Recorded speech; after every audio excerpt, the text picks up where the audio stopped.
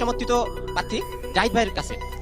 আমি চতুর্থ বর্ষে পড়ি, আমার হল হলো সোহরাওয়ার্দী হল। এখনো আমি হলে সিট পাইনি, কিন্তু আপনাদের তো শিবির সমর্থিত শিবির রয়েছে, এটা তো একটা বড় ছাত্র সংগঠন। কিন্তু গত এক বছরের 5ই আগস্টের পর শিবিরের পক্ষ থেকে আমরা দেখিনি প্যারিস রোড কিংবা প্রশাসনের কাছে দলবল নিয়ে বড় কোনো আন্দোলন করতে।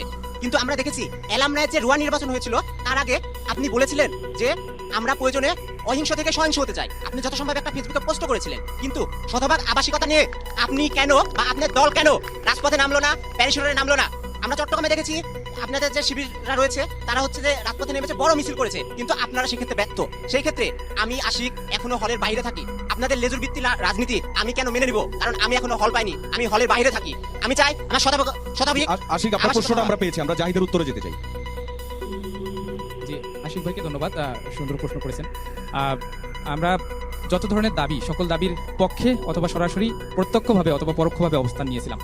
আপনারা দেখবেন আমরা হয়তো শতভাগ আবাসনের জন্য মিছিল করি নাই, কিন্তু শতভাগ আবাসনের জন্য অন্যান্য যে মাধ্যমগুলো সেগুলো উইংসগুলো ব্যবহার করার চেষ্টা করছি। একটা আন্দোলন শুধু মিছিল করে হয় না, একটা কার্যক্রম শুধু মিছিল না করলেই যে সেটার ব্যত্যয় ঘটবে সেরকম না। আমরা দেখবেন যে একটা আন্দোলনের নানাবিধ ধারা থাকে। এখান থেকে প্রথম থেকে শুরু হয়। আপনি প্রথমে চাইলেই অনশনে বসে যেতে পারেন না, অনশনে বসতে একটা ধারা অতিক্রম করতে হয়। আমি যদি এখনই অনশনে বসে যাই যে আমাকে এবছরের মধ্যে শতভাগ আবাসন ব্যবস্থা করে দেন, এটা কখনোই সম্ভব না। এই অবাস্তব অনশন আমার পক্ষে সম্ভব না, আমার পক্ষে না, কারো পক্ষেই সম্ভব না, কারণ এটা অবাস্তব বোঝাই যাচ্ছে। এবছরের মধ্যে আবাসন ব্যবস্থা আমরা চেয়েছি, আবাসন ব্যবস্থা সবারই করতে হবে, কিন্তু সেই আবাসন ব্যবস্থা কতদিনের মধ্যে ঠিক করবে এটা প্রশাসন জন্য ঠিক করে দেয়। আমারও দুঃখ যে আপনি তো 4th ইয়ার, আমি তো মাস্টার্সের এমফিল চলছে, আমার মাস্টার্সের থিসিস চলছে, লাস্ট সেমিস্টারে এসে আমি সিট পেলাম। লাস্ট সেমিস্টারের আগে আপনার থেকে তো আমার দুঃখ আরো বেশি, কারণ আমি প্রথমবার যখন গিয়েছিলাম সিট পাওয়ার জন্য, সেই সিট পাওয়ার জন্য যখন গিয়েছিলাম, আমার আমির আলী হলের প্রবোস বলেছিল যে বাবা তোমাকে সিট দেবো, ঠিক আছে, কিন্তু এই আমার আমির আলী হলের ছাত্রলীগের সভাপতির সাথে একটু যোগাযোগ রাখি। তখন বলছিলাম যে আমার কষ্ট করে বাইরে থাকা ভালো, তাও এইভাবে ছাত্রলীগের সাথে যোগাযোগ করে আমি সিটে উঠবো না। তো এইভাবে আমি আশিক ভাই থেকে আমার দুঃখটা আরো বেশি। আশিক ভাই যেটা বলছে আমি এটা অবশ্যই সমর্থন করি। আমাদের অবশ্যই শতভাগ আবাসনের জন্য শুধু আমরা না, ভাইরা সবাই মিলে চেষ্টা করা দরকার। একই বিষয়ে ফুয়াদ রাতুলের সম্পর্ক প্রশ্ন আছে, জি করবেন। আচ্ছা, আমার জাহিদ ভাইয়ের কাছে যে প্রশ্নটা সেটা হলো, এই জুলাই অভ্যুত্থানের পরে অন্তত 4th ইয়ার এবং মাস্টার্সের শিক্ষার্থীদের হলে আসন পাওয়ার কথা ছিল, কিন্তু সেটা তারা পায়নি। কারণ হচ্ছে আমাদের প্রশাসন অভ্যুত্থানের পরে অধ্যাদেশ ব্রেক করে একটা নিয়ম চালু করেছিল, সেটা হচ্ছে যে সিট বন্টন হবে সিজিপিএ এর ভিত্তিতে। আমি জাহিদ ভাইয়ের কাছে প্রশ্ন রাখতে চাই, আপনার প্যানেলের জিএস প্রার্থী সে নিজে ওই পদ্ধতিকে সমর্থন করেছিল এবং ওই পদ্ধতি নিয়ে অনেক শিক্ষার্থীদেরকে অনেক ভুলভাল বুঝিয়েছিল, কিন্তু পরবর্তীতে শিক্ষার্থীরা ওই পদ্ধতিকে প্রত্যাখ্যান করে। তা সেই ক্ষেত্রে কি 4th ইয়ার এবং মাস্টার্সের শিক্ষার্থীদের সিট না পাওয়ার পিছনে আপনাদের দায় নেই? আরেকটা প্রশ্ন, আপনি নিজে বললেন যে আপনি হলে অবস্থান করছিলেন না ছাত্রলীগ থাকাকালীন, কিন্তু আমরা দেখতে পেয়েছি আপনার সংগঠনের অনেক কর্মী এবং নেতা তারা কিন্তু জুলাইয়ের আগে থেকে হলে অবস্থান করছে। তারা কিভাবে হলে অবস্থান করলো? আমাদের মতো সংগঠনের কর্মীরা তো কোনোভাবেই হলে জায়গা পায়নি, সেক্ষেত্রে আপনারা কি করে পেলেন? এই প্রশ্ন আমি আপনার কাছে করতে চাই। দুটো প্রশ্ন, জাহিদ উত্তর দিবেন। দ্বিতীয় প্রশ্ন থেকেই শুরু করি। হলে তো অবস্থান করতেছে শিক্ষার্থীরা, তো হলে অবস্থান যারা করতেছে তাদের মধ্যে আমাদের নেতাকর্মী থাকবে, এটাই স্বাভাবিক। এরকম না যে আমাদের নেতাকর্মী সব হলের বাইরে থাকে আর হলের ভিতরে থাকে অন্যদের নেতাকর্মী, এরকম তো না। হলে যে স্টুডেন্টরা আছে সেটা রাজশাহী বিশ্ববিদ্যালয়ে প্রায় 38% স্টুডেন্ট। আমি সম্ভবত জানি যে 40% বা 45% স্টুডেন্ট হলে থাকে। তো এখানে তো যে প্রশাসন থেকে যে নিয়ম দেওয়া হয়েছে, অর্থাৎ দুইটা প্রশ্নই সম্পূরক। প্রশাসন থেকে যে নিয়ম দেওয়া হয়েছে, আগে থেকেই যদি প্রশাসনের নিয়মাবলী মেনটেন করে হলে ওঠানো হতো, যদিও আওয়ামী লীগের সময় নিয়মকানুনগুলো তাদের মতো করে করা হয়েছিল, তাদের ছাত্রলীগ এগুলো নিয়মকানুন কোনো কিছুই মানতো না, আমরাও জানি, ফুয়াদ রাতুল ভাইও জানে, এগুলো না মেনেই উঠতো। কিন্তু তৎকালীন নিয়ম অনুযায়ী যদি কেউ আমার ছাত্র শিবিরের কর্মী হলে সিট পায়, তাহলে কি হলে উঠতে পারবে না?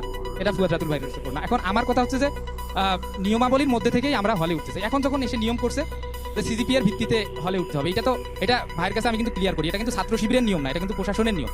প্রশাসনের নিয়মটাকে ছাত্র শিবিরের নিয়ম বলে চালা যাওয়া দরকার নেই। আমি জাস্ট বলছি, আচ্ছা, আমরা নিয়মের প্রতি শ্রদ্ধার মধ্যে যদি থাকতে চাই, তাহলে আমরা এই নিয়ম অনুযায়ীও দেখা যায় যে আমির আলী হলে যখন এই নিয়ম করে সিট দেওয়া হলো, তখন প্রথম যে ব্যক্তিটা সিট পেল সেটা হচ্ছে আমি, কারণ আমার সিজিপিএ ভালো এবং আমি সবচেয়ে সিনিয়র।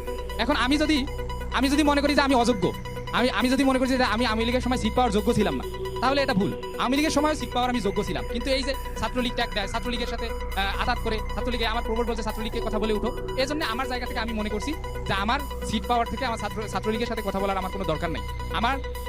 আমি ছাত্রলীগের সাথে কথা বলে আমি সিটে উঠতে চাই না। এখন ভাই যেটা বলছে, তারা কি ছাত্রলীগের সাথে কথা বলে সিটে উঠেছিল, মানে আপনাদের নেতা কর্মীদের মধ্যে? এই প্রশ্নটা আমি করছিলাম আর কি। আমাদের মধ্যে দেখবেন ফুয়াদ রাতুল ভাই যে কোশ্চেনটা করছে অবশ্যই স্বাভাবিক। এখন তার মানে আপনি বলতে চাচ্ছেন হলে যারা থাকে সবাই ছাত্রলীগের সাথে কথা বলে উঠছে। কথা না বলে ওঠার কোনো সুযোগ ছিল না। শেষের দিকে একটা ভয়াবহ পরিস্থিতি ছিল। যারা হলে থাকে তারা সবাই ছাত্রলীগের সাথে কথা বলে উঠছে। এটা যেন ফুয়াদ রাতুল ভাই না বলে। আবিরেরও প্রশ্ন আছে। জাহিদ ভাইকে আমি একটা প্রশ্ন করতে চাই, সেটা হচ্ছে কিছুদিন আগে আমরা জানি মতিহার হলের ছাত্রলীগের কমিটিতে থাকা একটি ছেলে, খুব সম্ভবত তার নাম সিদ্দিক, সে এখন ছাত্র শিবির করছে।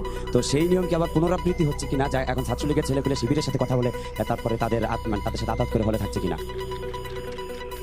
এটা আমি অবশ্যই বলবো টকশোর পর যেন ভাই এটা প্রমাণটা দেয়। ভাই কার কথা বলছে জানি না। আমরা তো আমি মনে করছি অবশ্যই যে প্রমাণ ছাত্র দিব, কমিটির কাগজও আছে জি, জি। আমার কাছে, আমি- কপি আছে আমি- এবং আমি এটা just প্রমাণও বলি- আছে যে সে এখন ছাত্র শিবির করছে। আমি জাস্ট ভাইয়ের প্রেক্ষিতে একটা কথা বলি যে কমিটিগুলো যখন দেওয়া হয় বিভিন্ন সংগঠনের, তখন বারবার সেই কমিটিগুলো ভেঙে দেওয়া হয়। ঢাকা বিশ্ববিদ্যালয় ছাত্রদল কমিটি দিয়েছে 144 জনের, তার মধ্যে 68 জন নাকি ছাত্রলীগ, পরে আবার বাদ দিয়েছে। পাবনা মেডিকেল কলেজ কমিটি দিয়েছে 44 জনের, তার মধ্যে নাকি 32 জন ছাত্রলীগ, পরে আবার বাদ দিয়ে দিয়েছে। এই যে কমিটি দিয়ে আবার ভেঙে ফেলা, আগেই কি চেক করার দরকার পড়ে না তাদের যে ছাত্রলীগ কিনা? কমিটি দিয়ে আবার যখন ছাত্রলীগ পরিচয় সামনে আসে তখন আবার বাদ দিয়ে দেয়। তো আমি ছাত্রদলের ভাইদের অনুরোধ করবো যেন আগেই কমিটিগুলো চেক করে কে ছাত্রলীগ করতো না করতো। আপনার লোক পাচ্ছেন না বলে ছাত্রলীগ নিয়ে নেবেন এরকম হয় না। এই বিষয়ে ছাত্রলীগ আপনার নিয়ে কোনো আসলে- হ্যাঁ, এই বিষয়ে আমার কথা হচ্ছে, আমি আপনার কথাকে সম্মান জানাই। অবশ্যই আমাদের উচিত, অবশ্যই আরো বেশি ফিল্টার করে আমাদের কমিটিগুলো করা উচিত। তবে সেক্ষেত্রে কিন্তু আমাদের ফিল্টারের ঘাটতি থাকলে কেউ যদি ছাত্রলীগের আমাদের মধ্যে অনুপ্রবেশ করার চেষ্টা করে বা অনুপ্রবেশ করে, আমরা কিন্তু তাকে সংগঠন থেকে বহিষ্কার করি। তবে আমি বলতে চাই, এই পর্যন্ত ছাত্র শিবিরে যে কয়জন ছাত্রলীগের নেতাকর্মী অনুপ্রবেশ করেছে বা তারা আত্মপ্রকাশ করেছে এবং আগে ছাত্র লীগ করতো, ছাত্র শিবির থেকে কিন্তু এখনো একজনও বহিষ্কার করা হয়নি, তাদের সংগঠন থেকে সরানো হয়নি। আপনাদের অনুরোধ করব, আপনাদের যারা গুপ্ত অবস্থায় ছিল তাদেরকে প্লিজ সামনে আনবেন না।